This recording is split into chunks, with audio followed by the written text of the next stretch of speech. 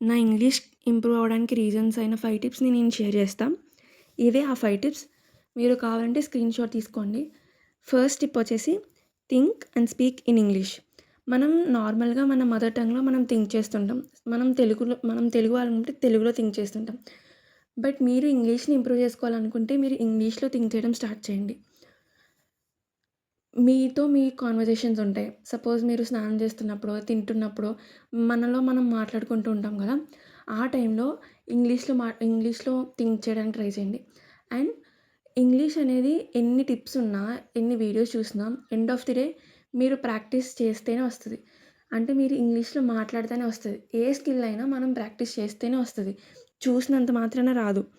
So, speak in English. ఆ English మాట్లాడడం ఎలా? అవి మనం నెక్స్ట్ టిప్స్‌లో చూద్దాం. Second thing practice with a person are someone బేసిక్‌గా. ఎలా అంటే మీరు మాట్లాడాలంటే మీకొక పర్సన్ కావాలి. సపోజ్ మీ ఫ్రెండ్స్‌లోనే కొంతమంది యాంబిషియస్‌గా ఉంటారు ఇంగ్లీష్ నేర్చుకోవడానికి. వాళ్ళతో మీరు మాట్లాడొచ్చు. అంటే వాళ్ళతో మీ కాన్వర్జేషన్ మొత్తం ఇంగ్లీష్‌లో ఉండొచ్చు.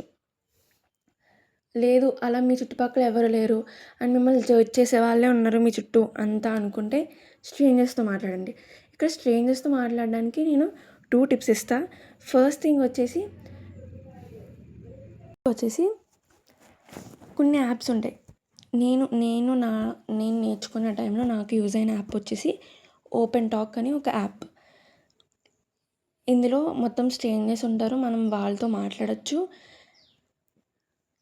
కానీ ఇక్కడ ప్రాబ్లమ్ ఏంటంటే కొంతమంది జెన్యూన్‌గా ఉండరు. అంటే వాళ్ళ ఇంటెన్షన్స్ బ్యాడ్ ఉంటాయి. కాబట్టి చాలా జాగ్రత్తగా ఉండాలి. కాకపోతే ఈ యాప్ మాత్రం నాకు నిజంగా చాలా హెల్ప్ అయింది. కానీ ఇప్పుడు అంతకన్నా ఈజియెస్ట్ వేస్ మనకు ఉంటది. చాట్‌జీపీటీలో మీకు వాయిస్ చాట్ అని ఒక ఆప్షన్ ఉంటది. దాంట్లోకి వెళ్ళి నేను ఇలా ఇంగ్లీష్ నేర్చుకుందాం అనుకుంటున్నా. నేను కొన్ని సెంటెన్సెస్ చెప్తా. అవి కరెక్ట్ చేసి నాకు చెప్పు అండ్ ఆ సెంటెన్సెస్‌లో ఏం మిస్టేక్స్ ఉన్నాయని కూడా నాకు చెప్పు అని మీరు అడగొచ్చు. దాని ద్వారా కూడా మీరు ఇంగ్లీష్‌ని ఇంప్రూవ్ చేసుకోవచ్చు. I want to improve my English. Can you please help me? Of course. I'm here to help. Tell me, what's one specific area in English you'd love to get better at? Is it speaking, writing, or something else? My English very bad. Hey, no worries at all. We'll start somewhere, right? We can break it down step by step. What feels like the biggest challenge for you right now? Understanding, speaking, or just expressing yourself? I will tell you some English sentences. You correct me. Absolutely. Just go ahead and say them, and we'll work through them together. I've got your back. I am ate breakfast. A small correction, you'd say, I ate breakfast. The verb ate is already in the past tense, so you don't need the am. Nicely.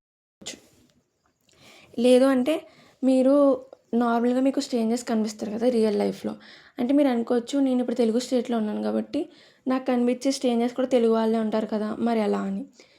Telugu వాళ్ళే ఉన్నా మీకు అవతల person ఎడ్యుకేటెడా లేదా అని మీకు ఒక idea అయితే వస్తది చూడగానే.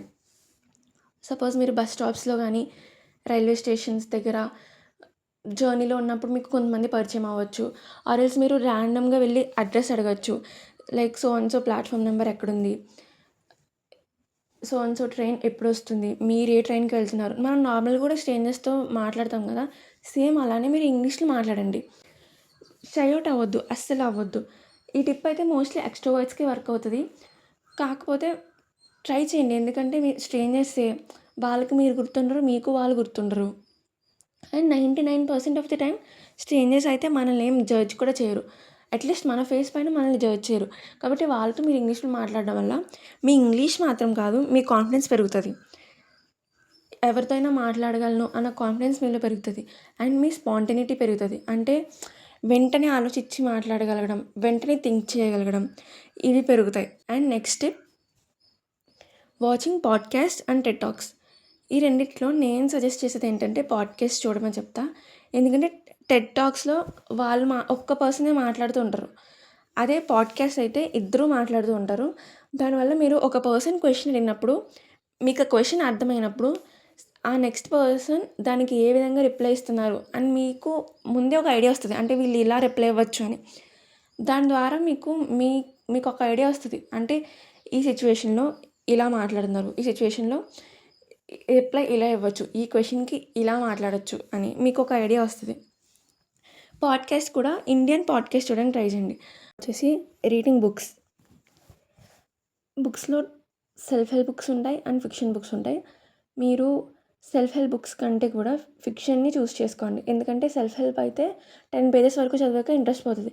అదే ఫిక్షన్ అయితే మీకు నచ్చిన జోనర్‌లో సపోజ్ థ్రిల్లర్ ఉండొచ్చు, ఆర్ సైన్స్ ఫిక్షన్ ఉండొచ్చు, ఆర్ రొమాన్స్ స్టోరీస్ ఉండొచ్చు.